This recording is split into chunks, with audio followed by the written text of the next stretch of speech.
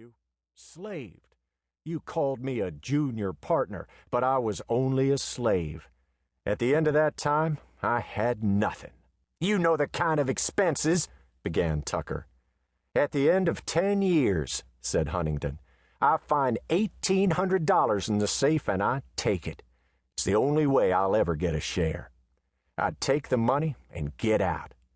I thought I was going 10,000 miles to have elbow room between us, but this way is about as good. It will put the greatest possible distance between us. Now, what in the hell do you mean by that? Asked Tucker. Hugh couldn't understand. It's too high for me to understand? It's above me, maybe? All at once, Tucker screamed, Take this, then, and this! He fired as he was shouting, and the rifle went crazy in his hands. It missed twice. The third bullet hit Huntington between the knee and the hip. He sank slowly to the ground. The blood came up in a welter of dark red. It soaked his trouser leg at once and began to trickle down over the rock. You're too high for me, are you? Yelled Tucker. Well, what do you think now? Another thing, damn you, and you listen hard to it. What'd you ever do with your life before you hooked up with me in the partnership? Just a bum, just a rambling bum. Never did a thing. Isn't that true? Speak out. It's true, said Huntington. Never a damn bit of good to yourself or anybody else till you hooked up with me, said Tucker. That's true also, said Huntington. He looked away from Tucker and smiled at the sky. In a sense, I suppose, we needed each other. In a sense, perhaps we were ideal partners, he said. Tucker began to laugh, and then a chill gust of wind stopped his breath, quickly, like a hand stroke. It was not a mere breath of wind. It was the true northwester, which had found the ravine and was sighting down it as down a gun barrel. He withdrew himself from his passion and, looking about him, saw that the sun was about to set.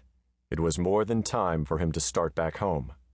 In spite of his fleece-lined coat, his teeth would be chattering long before he got out of the pass. He turned with the rifle toward Big Huntington. His face was blue with cold.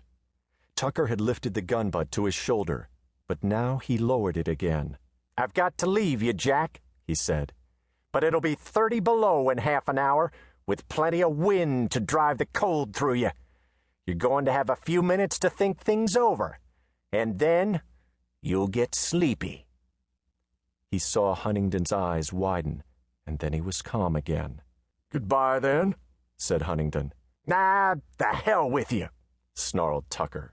He whirled, determined to run the entire distance down the pass in order to keep from freezing, but with his first springing step, his feet shot from beneath him, because he had stepped in the blood that ran from Huntington. He came down heavily on his right knee and heard the bone crunch like old wood. For an instant, the pain leaped out of the broken bone and ached behind his eyes. Then he forgot all about it, because he realized that he was about to die. The northwest wind pitched its song an octave higher, and right through the heavy, fleece-lined coat, it laid its invisible hand on the naked flesh of Tucker.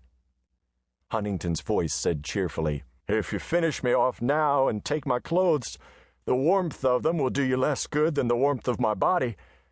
But if we haul to the windward of that rock and lie down close together, Sam Hillier comes through the pass tomorrow morning with his pack mules.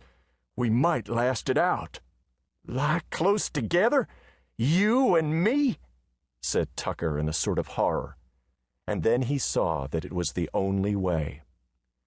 Moving was bitterest agony, but both he and Huntington got to the shelter of the big rock, and the salvation from the wind was like a promise of heaven that they still might live. Tucker lay flat on his back, his teeth set with a scream working up higher and higher in his throat. The cut of the wind grew less and less.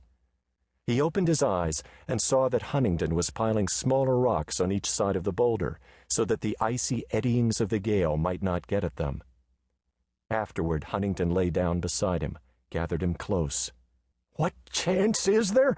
Asked Tucker. What chance, Jack? 1 in 50, said Huntington. And then, as he felt the shudder pass through Tucker's body, he added, Yes, or 1 in 5. The thing to do is to keep on hoping and talking.